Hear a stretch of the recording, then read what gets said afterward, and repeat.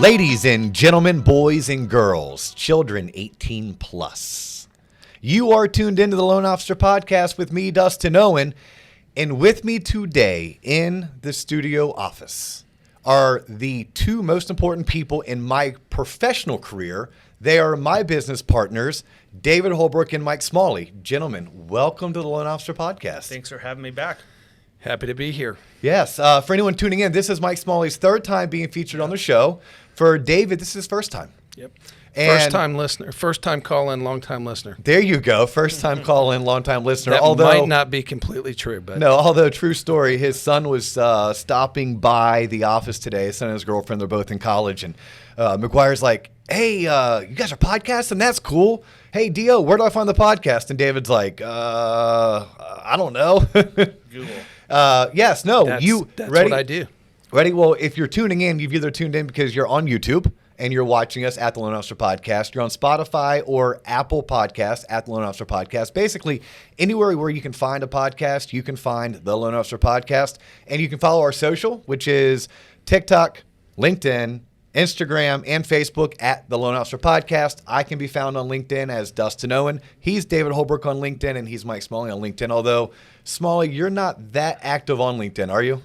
No, I think I probably have about 1,000 follow requests in the queue. So I'll have to retrieve my password one of these days and accept all the follow requests. Smalley at waterstonemortgage.com. That's how you can find me. That is a very easy way to find Mike Smalley. But no, in full sincerity, thank you guys both for agreeing to spend the next half hour or so doing this show because I want to tell our story. And I didn't think it'd be fair for me to tell our story because it's not my story, it's our story.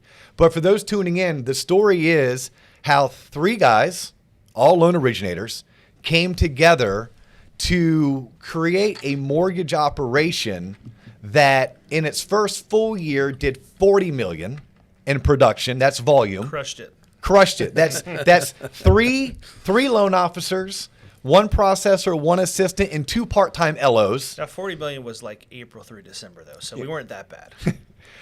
Collectively, it felt pretty bad. collectively doing $40 million. To where over the course of really within 7 years, we grew it from $40 million a year to $40 million a month. And then over the past 6 years, we've taken it from $40 million a month to $70 million a month. So this show is how did we go from $40 million a year to $70 million a month? But before we kick in, let's reintroduce Mike and let's introduce David to the audience. So I don't know which one wants to go first. Who are you? Where'd you come from? How'd you get here? I'll go since I'm the oldest, and I'll try not to step on the storyline in the process, but because I think who I am is part of this whole story. But grew up in Orlando, went to high school here in Orlando, went to Colonial High School. It's great to be a Grenadier. Played baseball in high school, went to Stanford to play baseball. That is Stanford in California. That is Stanford University. The Stanford. Not Samford, not Stetson, or any other of the fakes, the wannabes. Yeah, we are the tree, fear the tree. Went out there to play baseball, came home after getting done playing baseball, got into sales briefly before I got into teaching and coaching. Was a teacher and coach at Bishop Moore High School as a teacher for 9-10 years. Got into the mortgage business via a friend or an acquaintance, left Bishop Moore teaching, continued to coach, but left teaching to get into the mortgage business. Ended up starting at a place called Home Bank, which Dustin's very familiar with. Started with Dustin at Home Bank. That was my entry into the mortgage business. And then, as we'll get into, ended up with these two guys in the Waterstone mortgage industry. Yeah, I mean, that's you and I met through Home Bank because you were hired as a rookie loan officer from Orlando, Florida. I was hired as a rookie loan officer from West Palm Beach, Florida, but we both were flown to Atlanta where we went through our very own quote-unquote Xenix style training. Correct. And it was at that point you and I forged our friendship. Our friendship led me to work with you in Orlando for Home Bank, which is now a defunct mortgage company. But at the time, it was a bit of a who's who mortgage company in the Southeast.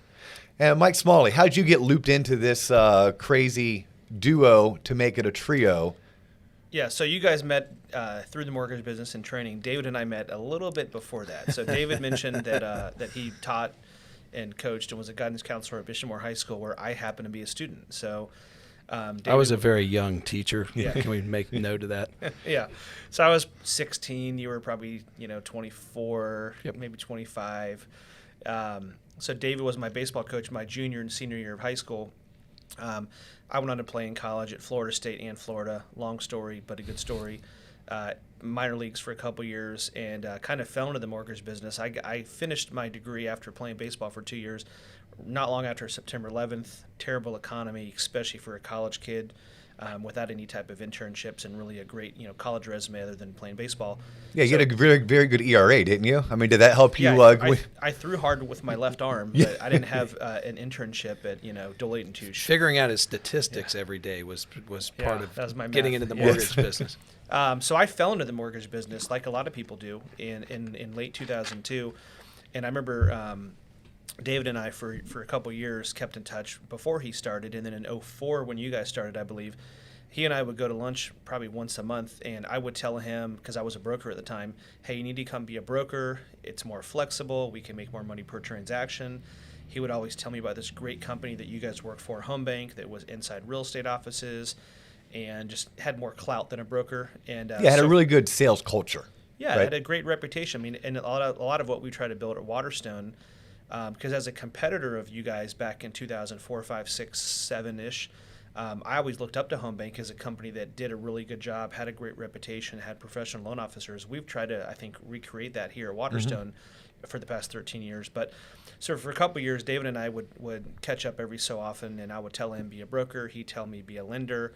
And we both were happy where we were at until the market crashed, and which is kind of what brought us all together at the end of 2007, beginning of 2008.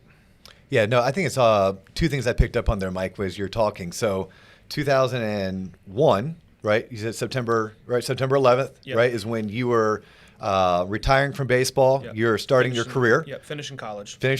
Yep. Not necessarily the best economy. No. But a great time for you to start your career as a mortgage loan originator.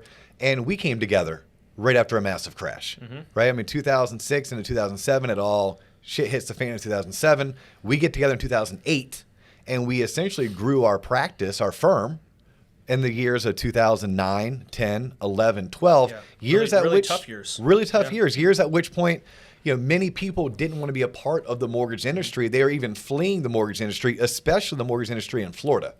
Well, I think any business is cyclical, and it goes through good times and bad times, whatever that business is.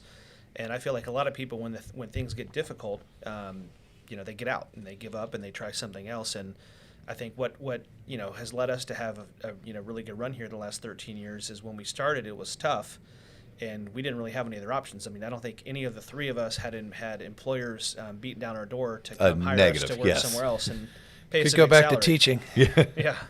So that the only option we really had was just to work hard and grind it out and make it through those early years, which I'm glad we started. I think we're fortunate that we started during those times, because if we started when it was easy and then it got hard, who knows what would have happened. Yeah, no, and that's when opportunity is always going to be in play, is when people are jumping out when it's not the best time. I think you're going to see a lot of industries right now coming off of the pandemic, the opportunity, restaurant business. A lot of people had to jump out of the restaurant business. If you weren't in it before, next year maybe there's big opportunity. Those kind of opportunities present themselves through crashes. Yeah, so the year's 2008. So we get together, and Waterstone Mortgage, I have always looked at as our fourth partner. We choose to work with Waterstone. Obviously, Waterstone is doing something good because every year, 13 years in a row, we choose them as our fourth partner, and we were able to grow with them, and they grew with us. But if you go back 13 years ago to we started meeting, I believe, like it was January or February. We would meet every single Monday for an hour. Yep. And then finally by April, you jumped first.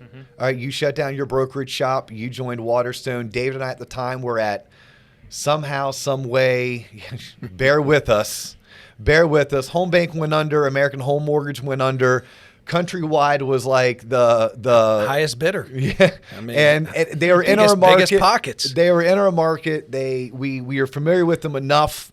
We ended up working there, and we were in training there. And as at that time, they're like, "Hey, by the way, we're no longer going to be Countrywide. We're going to be Bank of America." That forced David and I to say, okay, we can't be here any longer. It forced us to start meeting with you every single Monday, but you joined Waterstone in April. David and I said, hey, Mike, jump first, and as long as it's not too cold and you don't drown, we'll be glad to join you. We came over in August. I'm not sure we actually told him that. I think you and I knew that, but I don't think we ever said, "Hey, Mike, we're not coming." Hey, I think he thought we were there. Yeah, I knew the game plan was you guys were coming, but it was no guarantee until like October or September. No, we came over end of August. Yeah. It was the end of August. There was, it's funny. Early on, there are certain things that we just didn't disclose at all.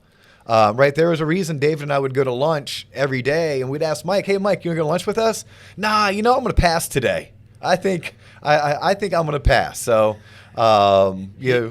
He probably shouldn't have. He might have heard some more facts if he'd come to some of those lunches. What was unique though is that you guys were a banker, really kind of retail. I was a broker, and I think what led us to Waterstone. And when we talked in those Monday morning meetings for really 3-4 months before we said, hey, let's do this.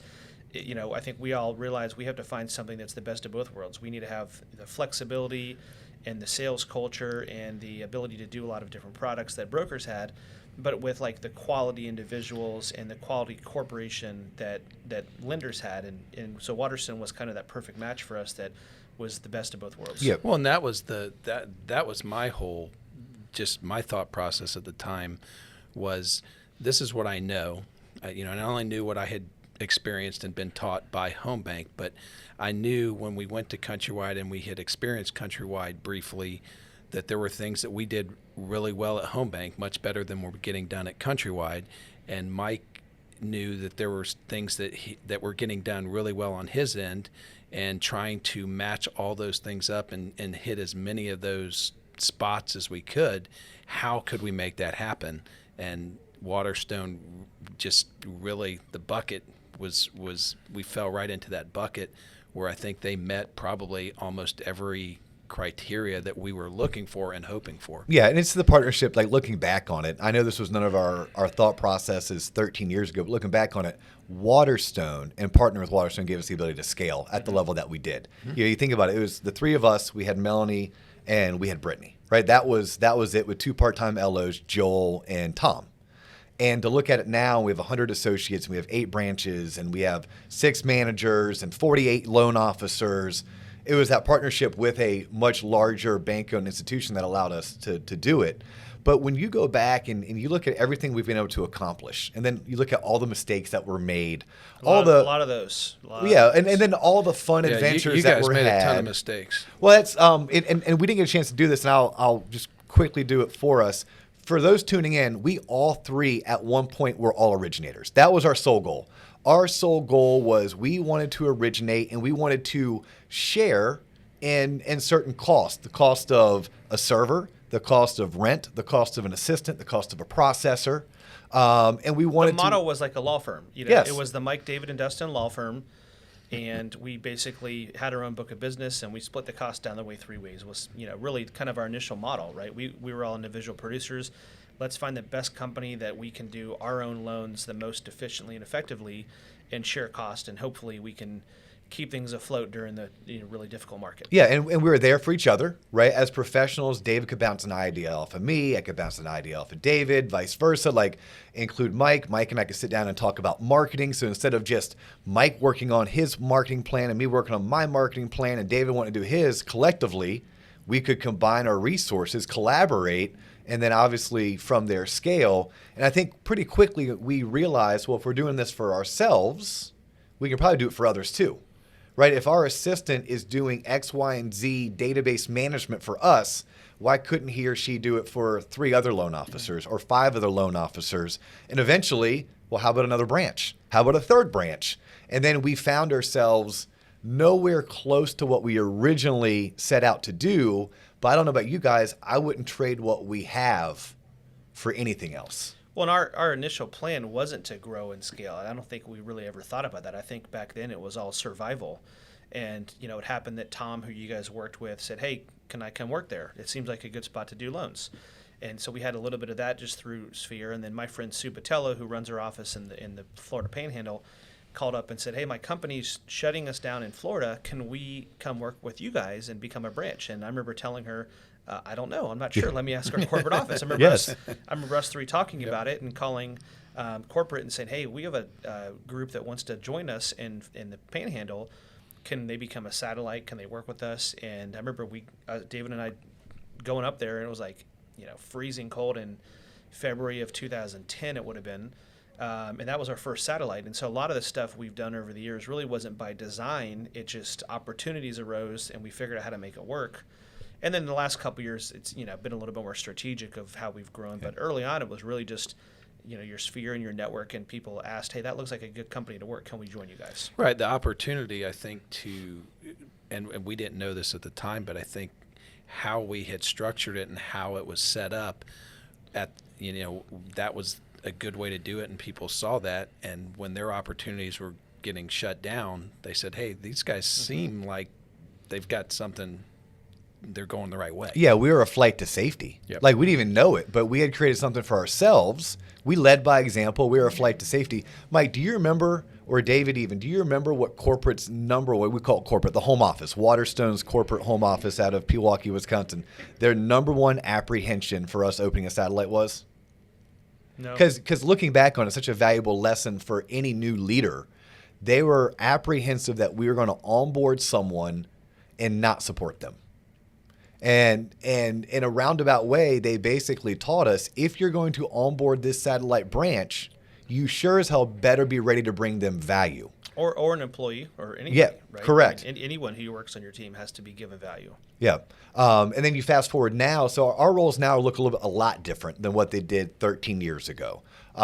David, you gave up originating. You kind of fell on the sword for Mike and I for the partnership. Gave up's not really the fairest way to say that, but yes, I stopped originating. Voluntold. Yes, yeah. Voluntold. David, hey, truth be told, we sat down, we looked at the volume. Mike's a mega producer, and I produce more than David, at which point we said, David, your background's in counseling and you produce less than Mike and I. Someone needs to stop producing so we can manage our pipeline, manage our processors, and manage our fundings. And part of that was early on when we were in that kind of law firm model.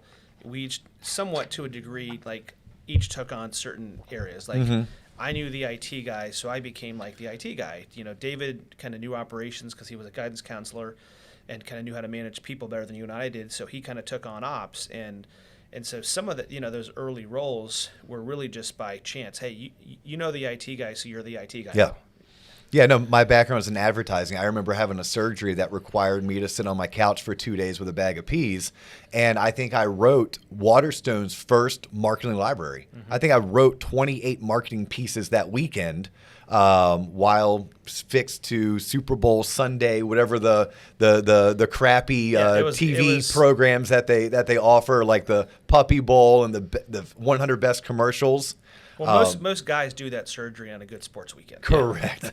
Yes, but like back in the day, yeah, we each had our own roles. But David, now, I mean, your role, if someone asked me, I'm like, oh, he's our VP of Ops. Fair enough. Yeah. And I think, once again, when you talk about the scale, I think all of those roles that we initially took on as we got bigger, not all of them scaled up.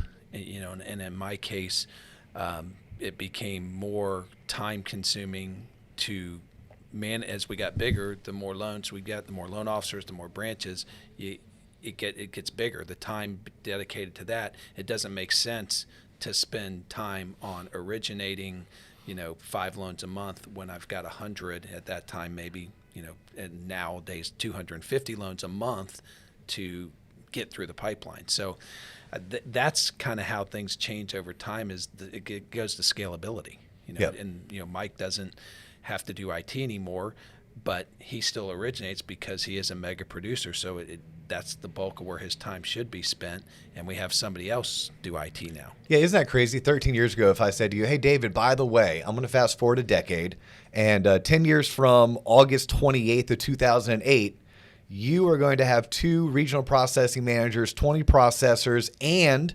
a area sales manager that all report directly to you so you can help get 250 loans a month closed. You would have probably thought I'm crazier than you already think I am. I would not have even understood what you were saying just by definition alone. And, and without going into too much detail, I think you can probably recall some of the conversations we had in the early years where, I was, you were always very pro-growth, visionary, where I was That's always a good term. Pro-growth. Visionary. Okay.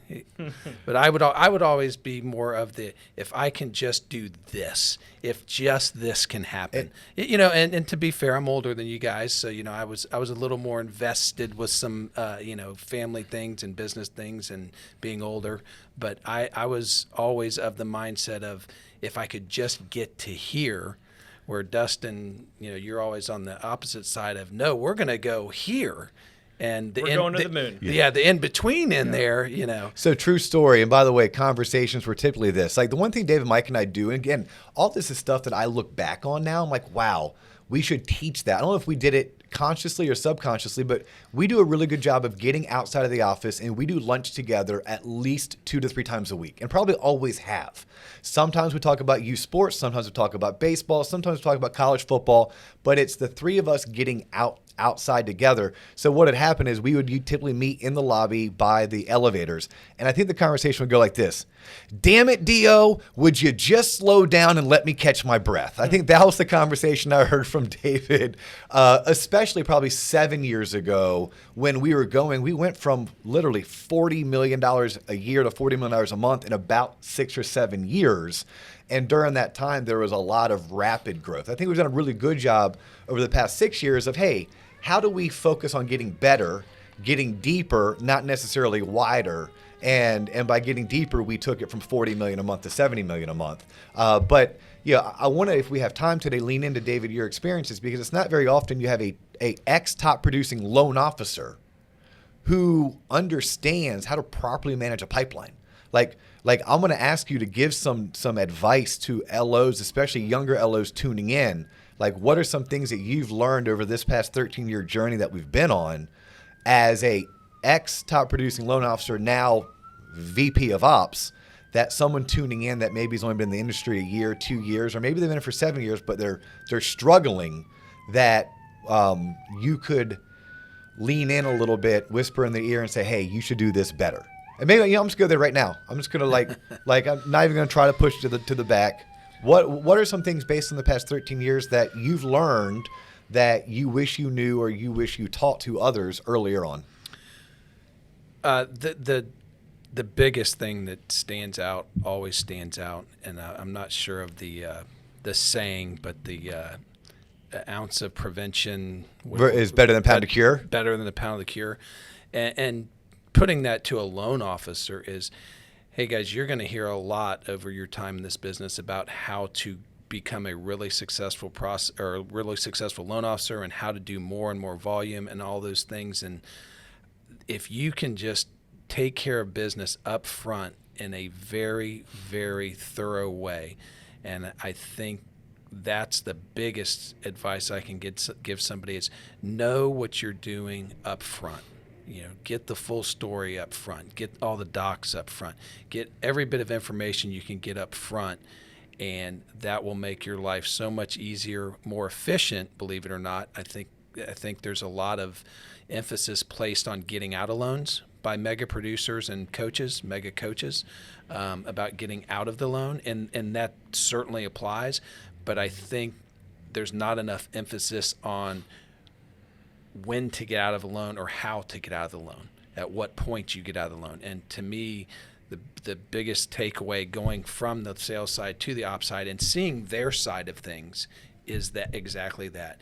The better you are up front, actually the easier and sooner you can get out.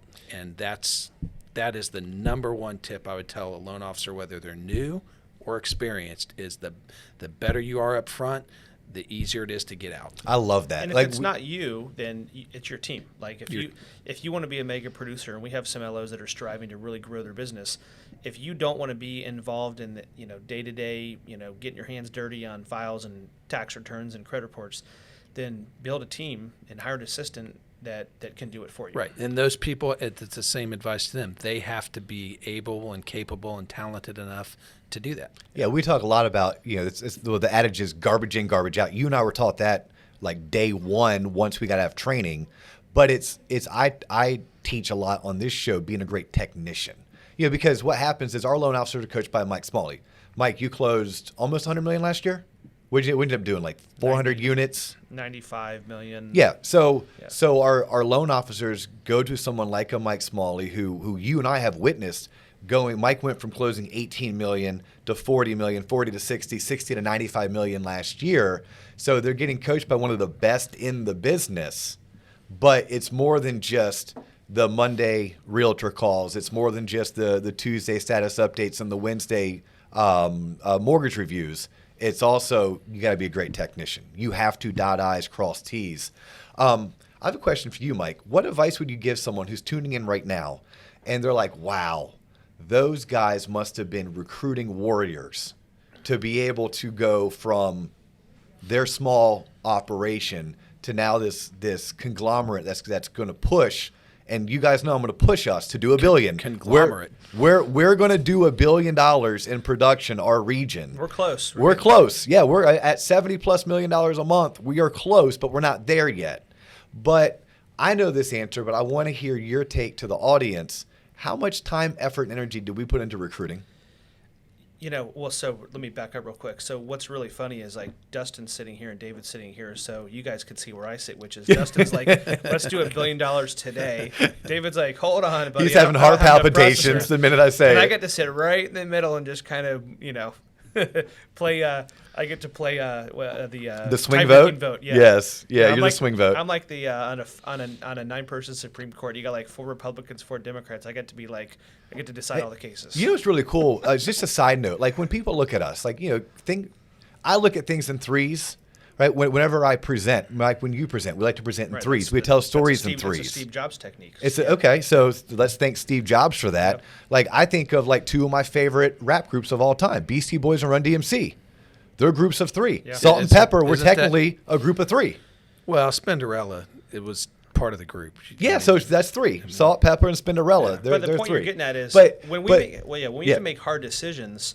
And I always joke because I get to be the swing vote, and I'd say more often than not, I get to because kind of the yin and the yang. Because Dustin goes out of his way to go directly to you to get what he wants, and just cuts me out of the conversation. Look, and then comes in and says, "I got my 2 votes." Hey, look, wholeheartedly. What we're getting at, Mike, is we have worked because the 3 of us have always bought into the 2/3 wins. You need 2 votes to win, and if you're the 3rd person and you're outside, you got to swallow your pride, take a step back, and relax and understand it's going to be okay. We've done a good job of whoever is the vote that loses doesn't get pissed off. Yeah, and says, "Hey, I'll trust the other 2." Yes, trust. And and I think it goes back to when I was a broker and I was on my own and it was just me. Like I made no money for 3 or 4 years because I made decisions that maybe if I had another voice that was like, "Hey, I'm not sure if you need to spend that much money on that marketing program." Hence the inability to join David and I for lunch in those early years, right? Those 2 or 3 years of not making a whole lot of money. Right. And I think we've all been through that. I think that's, we've all had those experiences of really, really lean times early in the business that I think that helped us actually through the difficult years, because the startup years when we had to keep our costs down, because individually we had been through the crash and we had started as LOs, 100% commission. And so, I think we did a good job on the front end of not getting ourselves over the top in expenses, and we kind of grew into expenses. Was it Tom Ward that recommended a partner to you? Do you remember? I don't Shout out to Tom, by the way. Yeah, I remember Tom Ward taught us a really valuable lesson, which, if you guys remember that, it's called business blood pressure. Mm-hmm. And when you measure your blood pressure, you have the top line and the bottom line, and your top line or bottom line can get out of whack. And I remember just really learning those lessons from him. Yeah, I always remember the story that Tom Ward supposedly told you, hey, you might want to consider a partner. My buddy Dennis Miller says his favorite P word is partnership. I ran into Dennis leaving El Potro for lunch today in the parking lot. No way. Yeah, I didn't get to say hi. Tell Dennis he needs to get busy getting the TLOP online website completed so that we can put some of this content up on its own website. But no, the partnership that we've been able to create, I think, is every reason why we are where we are. And to your point, David, yes, in the early years, Mike and I collectively, your term, steamrolled you. My term, Mike and I created messes so you could clean them up. But I'd say the past 3 years, it's been more you two, more aligned than me on my end. I think I was still trying to go light the world on fire, and you two had to teach me, hey, growing for growth's sake doesn't make any sense. And just because you get bigger doesn't mean you're going to be better, or just because you get bigger doesn't mean you're going to make more money. And I had to learn that valuable lesson, and you guys helped teach that to me over the past 3 years, which was deep breath, take a step back. I think the important part of partnerships and having trust in the partnership is it requires a little bit of humility, and that you have to, when two people tell you they disagree with you, you have to respect those people, and you have to respect their opinion enough to say, well, if it is 2 against 1, I might not be right here, or it might not be the best way to proceed, or it might not be the best answer. And I think that sometimes is what we all battle, is we all think we're right, and you kind of go away in a huff sometimes, say, well, they can't be right, but you have to. If it's going to be successful, if you're going to have a successful partnership, you have to have that humility to step back and say, well, they got to be right, and I have to join in. I have to back that. I have to support it, and I would say we've been right a lot when we use that method. Yeah, I mean, 13 years and going, right? So I want to get back on this, Mike, because I was trying to lead you down this path regarding recruiting, right? Because the title of the episode is from $40 million a year to $70 million a month. So one would assume that we must have been masters at recruiting, or we dropped hundreds of thousands of dollars on recruiting. One would assume wrong. Yes. Talk about that a little bit for us. And, I think when we first started, and really anyone who's opening up a branch, I think the most successful branches early on are based on production managers, producing managers. Like all of our satellites are led by a really, really strong producing manager. And I think there's a number of reasons obviously why. Obviously they're bringing revenue in, but that person sets the sales culture. So when we started, the three of us were the biggest producers. We're really the only producers, but even for the first couple of years, we were probably the biggest. And everything we did as far as how we set up our operations and team and structure and file flow was all based on how can we make this the best spot for a loan officer to get their loans done and make the most amount of money possible, and obviously make it a great place to work as well. Like not, making it a terrible spot for a processor work, but we wanted LOs to be able to really succeed here. And that was because that's what we wanted individually. So as we got bigger, I think we didn't do any recruiting. I mean, all of our recruiting is sphere and networks and word of mouth and friend of a friend. I think we've maybe hired our first loan officer through a recruiting service here about 3 months ago. Yeah, and that's a producing branch manager in a brand new market. In a market we've been trying to get in for a couple years. So, and something unique about us, and I think you guys brought this from Home Bank, is what's really made us successful is finding people outside the mortgage business and teaching them the mortgage business, whether that's marketing, sales, ops, scripting, how to get over call reluctance. I think all three of us have unique experiences there. And we've done a really good job over the years of finding people outside the business, teaching them the business the right way, because I think a lot of experienced loan officers have some bad habits and maybe aren't the most coachable. And we found that people who come to us with a lot of experience sometimes don't work out as well if they're not willing to adapt and be coached and maybe fit into our system. So, outside recruiting has been a fraction of what we've done to grow. It's really just network and rookies. Yeah. Well, that's part of what I enjoy and like is I came to this business late. I got in late. I'd been a teacher. I'd been a guidance counselor. I'd been in advertising sales. And it's a great, great industry. And to bring that to other people that are outside the industry kind of gives me more satisfaction than, somebody who's already succeeded, which is great. And we'll take them. Don't get me wrong. We'll take good loan officers all day long, but bring somebody from outside the industry and kind of passing that torch that was given to me from people from outside the industry. And Joe Wessel, I'll throw him a shout out to Joe. Shout out to Joe. Raymond James Mortgage. I believe is that where he's he still is? at Raymond James. All right. But Joe Wessel got me into the business. I knew nothing about the business, and he said this is a great industry. It's a great job, and it's a great career. And I think I enjoy bringing on people from out of the industry to have that same experience, because it's been a great experience. Yeah, one of bonding elements is our love for baseball, right? You guys played at a much higher level than I did, but I still played at a decent level, and we've coached our boys in baseball, again, to a certain degree. You guys at a much higher level than I did mine. But the movie Field of Dreams, what is the most famous saying from the movie Field of Dreams? If you build it, he will come. If you build it, they will come, right? And that's what we did. Like, I look back on this because anyone tuned in this far and listening this much, please know we weren't smart enough to actually lay out this plan. I remember the day that Mike and I, and there was many nights early on, that Mike and I were up at the office 7, 8, 9 o'clock at night, whether we were working on a file. Mike used to have these crazy whiteboards trying to put together systems and processes. But once or twice a week, we'd be out there late, and we would just start talking. We'd start daydreaming. And not once amongst all of those daydreams about production and income and savings goals did we ever imagine anything remotely close to what we have. But looking back, we built something for ourselves based on how we would want people to have treated us or ways that we wished people would have treated us getting into the business. And then it attracted top producers. It attracted top workers who wanted an opportunity to work in the mortgage industry. And it's obviously, paid off in spades as I sit back now and look at what we have and look at how much further we have to go, right? So that's, my best way of summarizing is if you build it, they will come. We built it. And we practice what we preach, right? We don't stand up. You'll never hear one of us stand up in front of a room and talk about how I closed this much. No, we did this. Right, we includes our management team, we includes our processors, we includes our 48 loan officers. David, Mike, and Dustin didn't close $840 million last year. No, David, Mike, and Dustin are fortunate enough to be a part of a group, and that group under our leadership, utilizing our systems and processes, closed $840 million. And it's not going to be David, Mike, and Dustin that do $1 billion. Right, it's going to be us that does $1 billion. We just happen to jump down in the trenches from day one and say, yeah, you know what? Follow our lead. I'm going to step here, you step right behind me. I'm going to jump in first, and as long as the water's not too cold, you should follow my suit.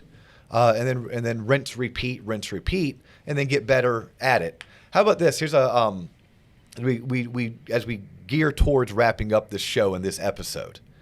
What are some things that you learned the hard way? Like if you're talking to your younger self, or you're talking to someone who reminds you of you but 10 years ago, what are some things that you had to learn the hard way? Well, I'd say from a loan officer standpoint, I think it's where you spend your money. I think a lot of loan officers spend money on co-branding and Zillow and magazine ads and all kinds of things that just don't produce revenue. And it might feel like, and I think that goes for realtors too who are listening. I think it feels like it's a quick way to build your business if you just throw ad money. But our business, whether we're loan officers or realtors, it's a people business. It's a relationship business.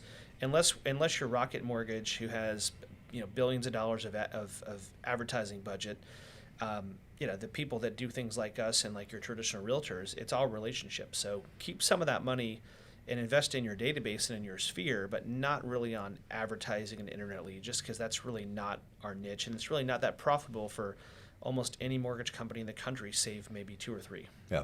How about you, David? You got to be flexible. You have to meet people where they are and understand that everybody does things differently.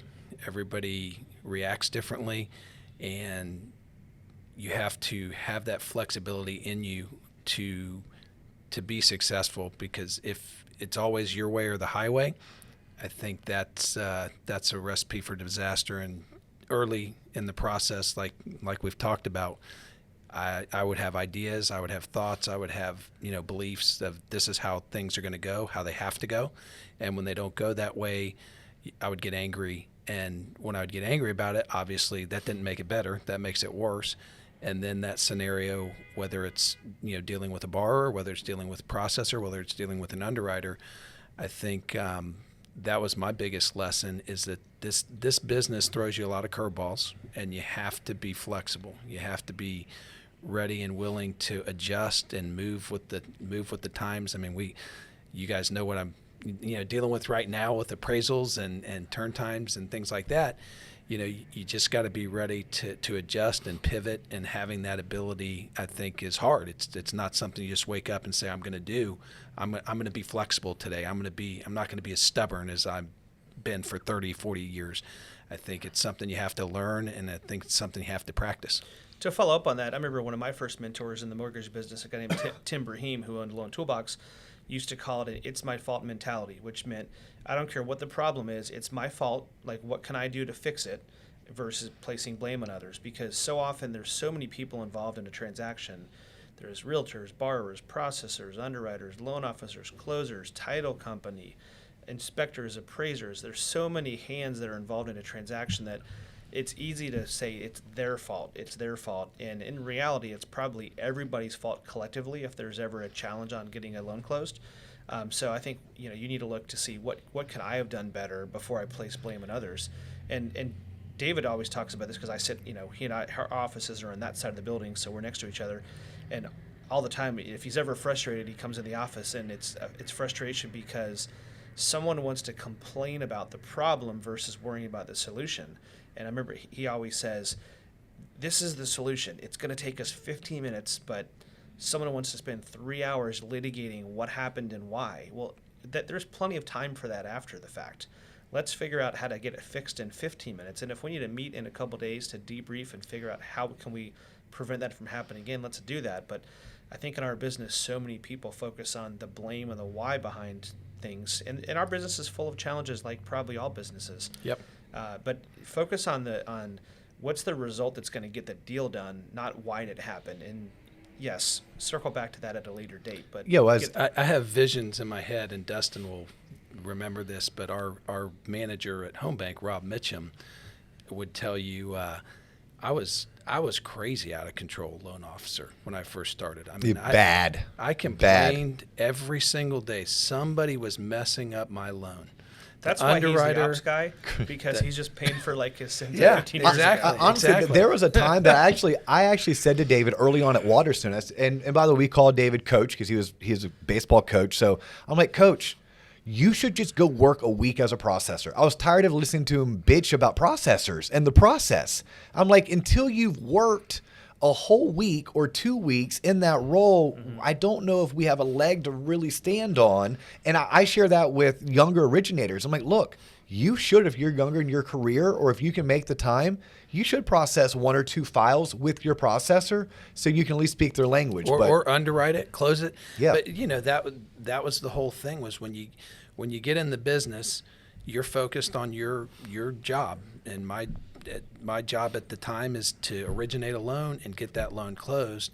And I don't, when you're new or when you're not flexible, you don't understand everybody else's role. And the best way for them to do their role is to not get yelled at by me, yelling at them about the problem instead of maybe discussing with them the solution. Well, and we make the money we make, and we have the opportunity to make the money we make because things are not supposed to go right. Things are not supposed to be easy. If it was easy, if everything went well, we could hire our children who are in high school to do this job, and we wouldn't have to pay them more than $12 or $13 an hour to do so.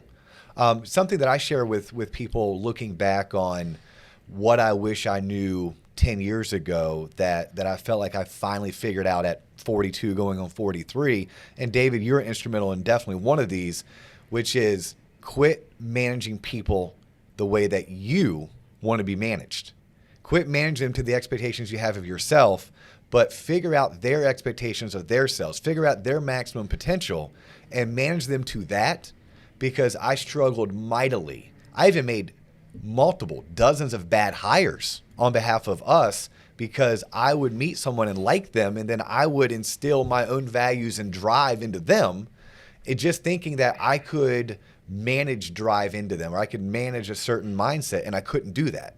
And I would get frustrated, and you finally used your guidance counselor Jedi mind tricks on me, and you're like, hey, quit. Like, well, it's easier to see that when you're analyzing someone else's behavior than analyzing your own, because I know for years I would be frustrated that, hey, I'm the top producer. Loan officers do this because that's what I do. And I remember loan officers wouldn't. And finally one day, it clicked. And I remember talking to Sue Botello, who manages her office in the Panhandle of Florida, and she was frustrated one day, and this is probably going back 5 years, and it was, a loan officer who's no longer with us wasn't doing something that they should be doing, and Sue was just so frustrated, like, I don't understand why they're not doing it. And finally, because it was easy for me to analyze that, I told Sue, there's a reason why you're a top producer and a manager, and it's because you figure that out and that person hasn't, and so it's you can't manage people to be you. They're not clones of you. You have to manage people to be the best of what they want to be. That lesson was taught to me coaching at Bishop Moore, and I had Mike was on my first group, and I came in 24, and I knew everything, and fortunately we ended up being really good, and it was all because of the way I was coaching. In your mind? In my mind. Yeah. Yes. So for 4 or 5 years here at Bishop Moore, we were just rolling, and it's because they're doing everything I tell them to do the way that I tell them to do it. And then lo and behold, I get a group of kids that all of a sudden were not as good. And, one season passes by, and I'm screaming and hollering, you guys aren't doing this the right way. Another year goes by, we're not very good. And finally, had, kids revolt, basically. Parents come in, you have all these things, and you step back for a minute and you go, wait a minute, where did this go south? And it was because I was making no adjustments to different teams and different players coming in. And as soon as that hit me, and unfortunately it probably took a couple years, as soon as that hit me and you start saying, okay, I need to step back, and yes, my way might be working for 60 or 70%, but I need to figure out the other 30%, what works for them and how I can make that adjustment. And we started to do that, and the program at the time picked back up again, and probably, Smalley, might have even got better than when Mike was there. They were better. Yeah. And we had a really, really good run. And I think that lesson just stayed with me, and it certainly was not something I learned it the hard way, for sure. Well, and I had to learn it as well. Now, my most recent one, and I was sharing this with a couple of kids that I mentor that are college students, and I was trying to share this with them. I don't know if this would have resonated with me 10 years ago, but it's resonated with me today, and it's that I can't win. Like, you guys know me very well. I always have to win. You always want to win. I want to win. I think, David, you said it. You can't agree to disagree, for sure. That's not in your I will run headfirst through a brick wall if it means I get to win. There is no quit. There's no stop.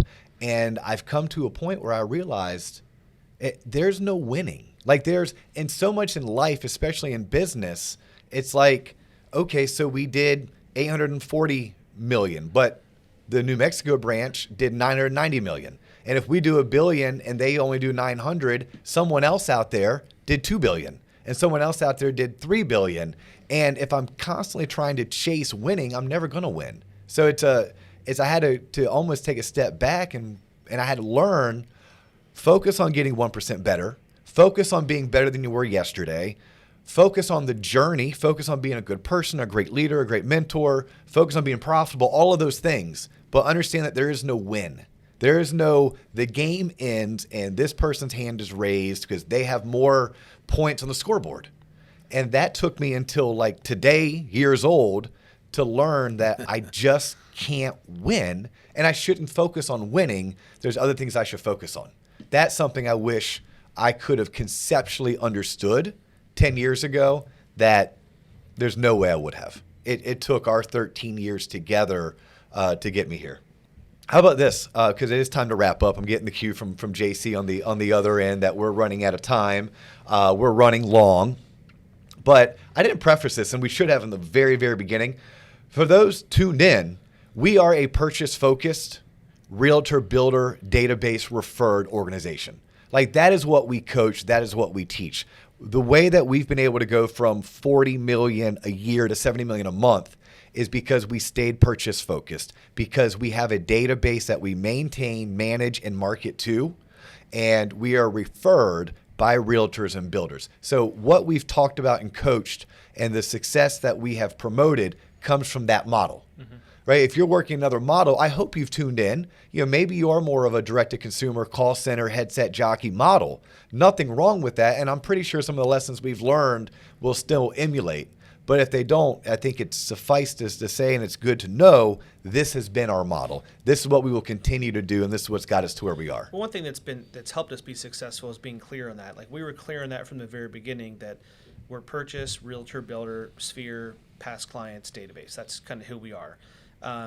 And you asked me the recruiting question earlier, and I think this took us longer to figure out, because we were clear from day one that we were a purchase lender, and that's really, that's what I was as a broker. That's what you guys were at Home Bank, and really that's what most successful mortgage companies are. Yeah, those that achieve the highest level of success. Yeah. Unless you have a massive advertising budget, but and we didn't want to be cyclical, because we all three of us had gone through that early in our careers, where we had that dolphin that every month up and down, and none of us wanted that. What took us, so we were clear on that from day one. What took us longer was being clear on more who are we and what loan officers should work here. That took us a while. And you asked me the recruiting question, and we're pretty clear now that our ideal loan officer is someone who has experience and wants to grow and is coachable, and they're willing to listen to us, giving them some ideas, and kind of open their minds up to not just doing what they do and that they've always done, but trying some new things. And rookies who have a kind of a hunger to do what we did 15 years ago, which is get in the business, learn the business, and build a great career. And so we're really clear that that's the LOs that we attract and that we serve really well. But that took us, probably 8 or 10 years to really figure out that's our niche. Yeah, lots of mistakes, lots of bruises, skin knees, bumps along the way. But yeah, we've learned on the rookie side, the acronym HENRY, high energy, not rich yet. That's what we want. We want someone that is high energy. They're not rich yet, and they have a drive to absolutely just crush it. I don't know, but I like it, though. It's good. You know what? I stole that from Veronica Figueroa, who is a realtor in the Central Florida market, and I think she works at EXP. I was at an event that Veronica was speaking, and it was one of those things that she said it. I'm sure she swiped and adapted from someone else. But that's what we look for, because we don't want to onboard a rookie who doesn't want to make our President's Club. Yeah. Now, we will onboard seasoned originators who do their 3 to 5 loans a month, and they're very happy doing it, and they're purchase focused, and low maintenance and make a good living. But if we're going to onboard a rookie, someone with no experience, someone who just recently passed their 20-hour safe test, no, that person, if we're going to invest in you, we want you to be a Henry. I think we should start calling all of our rookies Henry. I'm still trying to get my hands around maintain, market, manage, the 3 M's. The database. The 3 M's. JC, throw that on TikTok. TikTok. Maintain, market, manage. Yes, the 3 M's. Is that the right order? What's that? Maintain, manage, market. Manage, maintain, and market to your database. That's what we do. Manage, the 3 M's. 3 M's. And it's done by... I created one, 3M. And it's done by Melanie. 3 squared done by Melanie. 3 squared. Or 3 cubed. 3 cubed. There you go. Hey, how about parting shots? Parting shots, we'll wrap it up this way. Drop one piece of advice that you haven't already given to the audience. It could be life-related. It could be mortgage-related. That they're going to listen to this and say, wow, thank you very much, Coach Holbrook. Thank you very much, Smalls. Thank you very much, Dio. Man, well, from a producer standpoint, the advice I give to all loan officers is don't ever set a ceiling, because there's no ceiling. And I call it the curse of the mortgage business is, and you guys have heard me say this a million times, but the curse of the mortgage business is it's really easy to set up a good business where you make a good solid living, but then it's really easy to stop there and settle for doing whatever that is, 8 million, 10 million, 12 million, depending on your market and your comp plan. But it's so much easier and attainable to take that to the next level, whether that's 20, 30, 40, or 50 million. So any loan officer listening, there's no ceiling. Don't set a limit on what you can do, because really the infinite's possible. I would say to anybody in this business, processor, underwriter, loan officer, closer, be humble. Don't think you're always right. Be flexible. Be willing to listen to everybody's input, and stay focused. Mine is continue tuning into the Loan Officer Podcast. You can find us on Spotify, Apple Podcasts, YouTube. No, please, if you like what we're doing and you're tuning in for the first time, share us. If you're tuning in for the second, third, or 100th time, thank you. Please continue to reach out to us. We love to hear from you. We love your feedback. We love your show and topic suggestions. This show came about because it was a viewer request. They wanted to hear my story, but I had to tell them, look, it's not my story, it's our story. So David and Mike, thank you so much for jumping on the Lone Star Podcast, for spending the past hour with us, telling our story. And David, I'm going to put you on the spot. Is that because you don't think I'm ever coming back? Right? If and when, I've been on 3 times. If and when, would you be willing to come back on and do a show just you and I? Hey, I can always be bought. Hey, you can always be bought. It's 2 out of 3. It's a yes. It's 2 out of 3. It's a yes. No, Mike Smalley and Dustin Owens say David Holbrook will be back on. Absolutely. We would actually love to hear from the audience. What would you like to hear more from David, knowing his expertise and his background? What are some show suggestions or topics? Hit us up in the YouTube comments. Send me an email at don@waterstonемortgage.com. You can hit David up, dholbrook@waterstonemortgage.com. He's David Holbrook on LinkedIn. I'm Dustin Owen on LinkedIn. I have a TikTok account, just so you know. Do you want people to follow your TikTok? No, I don't know what it is, but I know I have one. T-Lop has a TikTok account, but I'm not even allowed to have access to it. John Coleman is the only person who has access to that. And he is Mike Smalley. Mike, what's your website? Is it MikeSmalley.com? Mike-Smalley.com. Mike-Smalley.com. Gentlemen, thank you for the past 13 years. I'm looking forward to the next 7+ years. Thanks for coming in to do an episode. He's Mike Smalley. He's David Holbrook. I'm Dustin Owen. That's all the time we have for you today. Deuces.